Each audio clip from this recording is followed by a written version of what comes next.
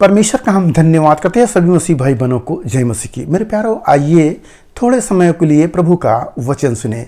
मैं समझ सकता हूं कि आज के इस भाग दौड़ भरी जिंदगी में किसी के पास समय नहीं है, फिर भी प्रभु के भक्त होने के नाते मैं आपसे आग्रह करता हूं कि आप वचन को सुने, क्योंकि जब आप सुनेंगे तो आपकी समस्या भी उसी में मिल जाएगी और आप उससे छुटकारा भी पाएंगे, क्योंकि समस्याएं जीवन का हिस्सा है।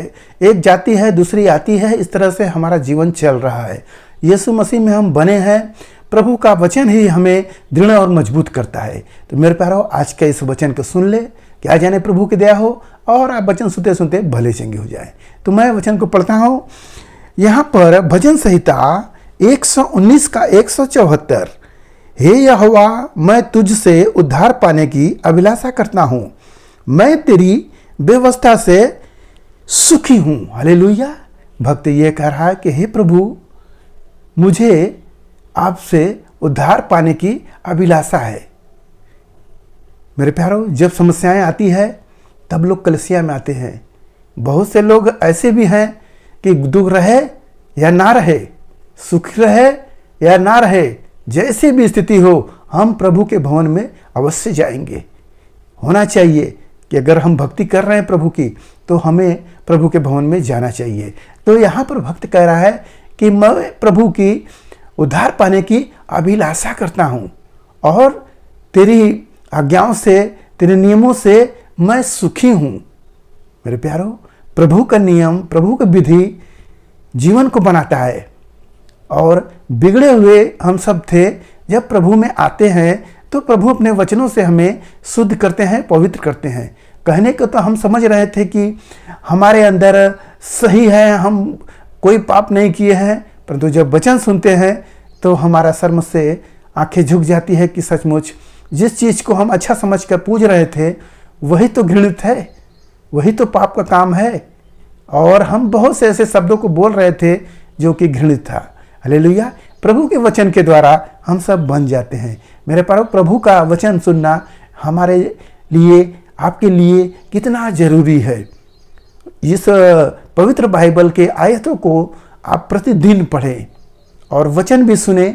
प्रभु आपसे वचनों से बातें करेंगे। हालेलुया। और आपको आनंदित, खुशी सब कुछ देंगे। मेरे प्यारों, इस प्रकार से भक्त पुकार रहा है कि हे प्रभु, मैं तेरी व्यवस्था से सुखी हूँ। तो बहुत से लोग ऐसे भी हैं कि वो लोग व्यवस्था से दुखी भी हैं। क्या दुखी हैं? उनका जो सांसारिक रीति वाला हाथ में धागा बांधना और जाकर वहाँ पर जल चढ़ाना और अपने घर में जो क्रियाकलाप होता है उसको करना और नशे पत्ते की आदत को छोड़ना, ये उनके लिए भारी लग रहा है। तो वो इस आयत से सुखी नहीं है, वो तो संसार के ऊपर मन लगाए हैं। तो क्या आप ऐसे हैं? मेरे प्यारों, ऐसा न बने। प्रभु के वचन के अनुसार आप चले तो प्रभु का आशीष आपके जीवन में होगा। हालेलुया। मेरे प्यारों, प्रभु ने आपको चुना है, आपने नहीं चुना है। प्रभु आपको बनाएंगे और केवल आपको समय देना है, और बनकर रचकर प्रभु जब आपको तैयार करेंगे तो अनंत जीवन दे देंगे। हालेलुया। तब तक आप कष्ट को झेलते रहो और यीशु मसीह में चलते रहो। और सुने, मुझे जिला और मैं तेरी स्तुति करूंगा, तेरे नियमों से मेरी सहायता हो। प्रभु के नियमों से मेरी सहायता हो। आप सोचेंगे कि प्रभु के नियम से हमें क्या सहायता हो सकता है? क्या ऐसा हो सकता है? मेरे प्यारों, बहुत से ऐसी बातें हैं जो हमारी सहायता करता है। जो वचन प्रभु ने बोले हैं कि 6 दिन तुम काम करना, 7वें दिन विश्राम करना। तो हम इस बात को जब मानते हैं तो हमें आराम मिलता है, हम उस काम से छूटते हैं, तो हमारी एक सहायता होती है। और प्रभु के आयतों को लगाकर अपनी समस्याओं को प्रभु से प्रार्थना में मांगते हैं तो प्रभु उस प्रार्थना को सुनकर हमें उससे छुटकारा देते हैं, तो हमारी सहायता होती है। यहाँ पर यह वचन बोल रहा है कि प्रभु के व्यवस्था से, नियमों से मुझे छुटकारा मिलती है, मुझे सहायता मिलती है। हालेलुया। उपवास रखिए, फास्टिंग रखिए। देखिए आपके जीवन में जो भी समस्याएं बजा है वह सब बंधन खुल जाएगा। हालेलुया। मेरे प्यारे, बहुत से ऐसे आयत हैं जो इस भजन संहिता के जो आपके लिए हैं।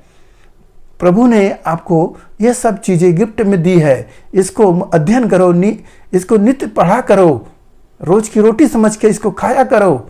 देखो, शांति, आनंद, खुशी रहता है। आपके ऊपर चिंता हावी नहीं हो पाएगा।